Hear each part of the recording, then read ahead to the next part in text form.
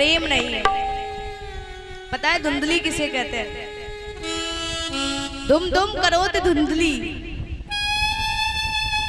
जो पत्नी अपने पति का सम्मान नहीं करती है, हर पल हर क्षण उससे झगड़ा करती है, समाज में पति की इज्जत ना समझती हो, उसी पत्नी को धुंधली कहते हैं।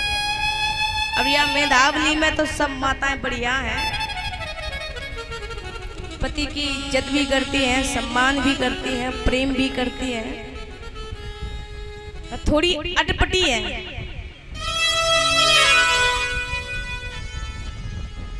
एक बार मैं कथा करने गई थी तो मैंने कहा भैया या गांव की तो वाकई में महिलाएं बहुत अच्छी हैं, हमेशा प्रसन्न रहती हैं। तो महिलाएं भी बोली हाँ दीदी मैं बहुत अच्छे से रहती हूँ, हमारे पति बहुत अच्छे हैं। शाम को दो चार पुरुष हमारे पास में आए तो बैठ करके प्रेम से बात की। हमने कहा भाई आपके यहाँ महिलाएं बहुत अच्छी हैं, बड़ा प्रेम से रहती हैं, लड़ाई झगड़ा भी नहीं करती हैं। तो पुरुषों ने जवाब दिया कि जो झेलता है वही जानता है। तो हमने कहा ऐसी क्या बात हो गई? बोले आपको नहीं पता, जब मांग भरी थी तभी बोल दिया था कि जिंदगी भर मांग भरते रहना। मैंने कहा मतलब? बोले अभी तक नहीं समझी। मैंने कहा नहीं समझे। अगर इन्होंने कह दिया साड़ी लाओ, अगर नहीं लाए तो समझ लो फिर क्या गति होती है। मैंने कहा ऐसे क्यों? तो ऐसे इसलिए कि अगर कुछ मंगाना हो तो हंस के बोलेंगे।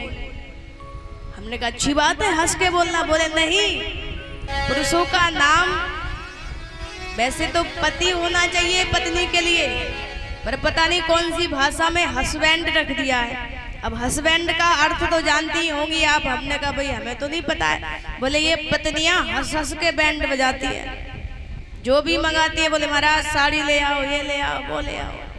इसलिए प्रेम से रहती हैं और इनकी भावनाओं की भी पूर्ति करनी पड़ती है। अगर बोल दिया आज भैया के घर जाना है तो जाना है, छोड़ करके आना है। और थोड़ा भी सर हिला दिया तो बस हो गया फिर तो। लेकिन सच्ची माँ वही होती है, सच्ची पत्नी का धर्म वही होता है कि जो पति चाहे वही करना चाहिए। माता पिता, सास ससुर और पति, हमें सबकी बात को स्वीकार करना चाहिए। पर धुंधली देवी जब समाज में बालक का नामकरण हो रहा था, गोकर्ण का नामकरण हो गया, बारी आई धुंधली के बेटे की तो धुंधकारी घड़ी हो गई। है पंडित जी मैं इसकी माँ हूँ, कष्ट मैंने सहन किए हैं, 9 माह मैंने इसको गर्भ में रखा है, तो मेरा कर्तव्य है, मेरा धर्म है, अगर मैं इसकी माँ हूँ तो नामकरण करने का अधिकार भी मुझे होना चाहिए। पंडित जी ने कहा आप रख दो। बोले मेरा नाम है धुंधली तो मेरे बेटे का नाम भी धुंधकारी होना चाहिए। जैसा नाम वैसा काम। नामकरण हुआ, गोकर्ण पंडितो ज्ञानी धुंधकारी महाखला। गोकर्ण महाराज ज्ञानी हो गए। क्यों? क्योंकि संतों से जो सीख मिलती है वो ज्ञान की सीख मिलती है, धर्म पर चलने की सीख मिलती है। अगर हम संतों के साथ में रहेंगे तो ज्ञानी और विवेक नाम का बेटा होगा। अगर हम अपने मन की मान करके चलेंगे, महाराज धुंधली की पत्नी के यहाँ बस धुंधकारी ही जन्म लेगा। दोनों बालक बड़े हुए, रास्ता दोनों की अलग हो गई। पिता को बड़ी गिलानी हुई, बहुत चिंता हुई कि महात्मा की बात को अगर हम सुन लेते तो बढ़िया रहते। पिताजी रोने लगे तो गोकर्ण ने कहा पिताजी आप चिंता न करो, भगवान का भजन करो। ये शरीर किसी का नहीं है, न कोई रिश्ता है, न कोई नाता है, न भाई है, न बहन है, न माता है, न पिता है। इसलिए आप जाइए भजन करिए। किस किस से करिए प्यार, यार खुद गर्ज जमाना है। किस किस से प्रेम करें? भाई कहे तू भुजा है मेरी, जीवन का आधार। जर जबीन छपरे के कारण अलग हुआ व्यवहार।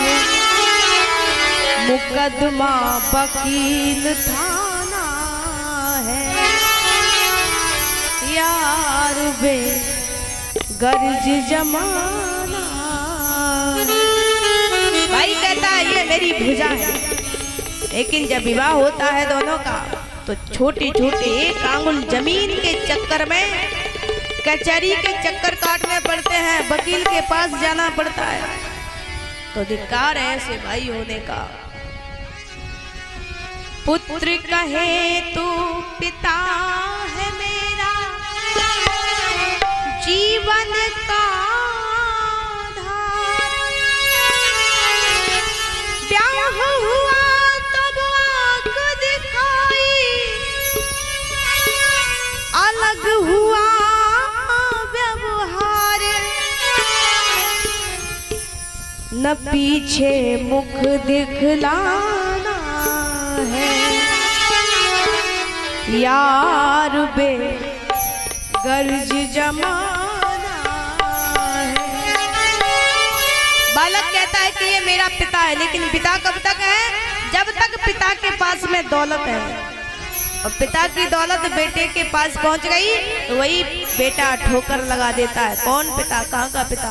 भाई हम आपको पाले, अपनी गृहस्थी को पाले, जाइए। तो पिता भी बेचारे परेशान हो जाते हैं। तो पिताजी आप चले जाइए। गोकर्ण की बात को सुनकर के आत्मदेव तपस्या के लिए चले जाते हैं।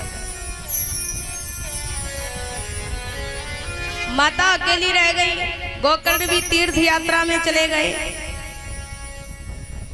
रात्रि का समय है, धुंधकारी 5 वैश्याओं में फंस जाता है। 5 वैश्या हैं, सप्त स्पर्श रूप रस और गंध। ये प्राणी 5 वैश्याओं में पड़ा हुआ है।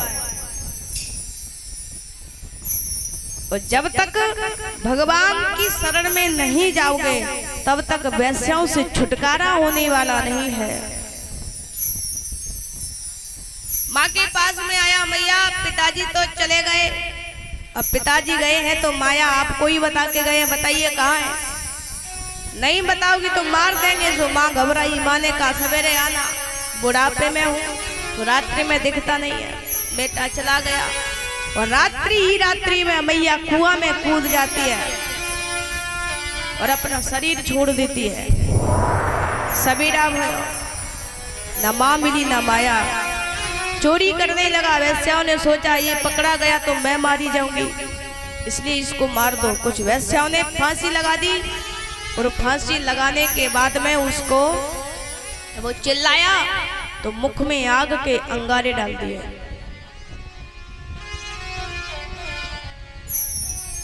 शरीर छूट जाता है पर वो प्रेत बन जाता है।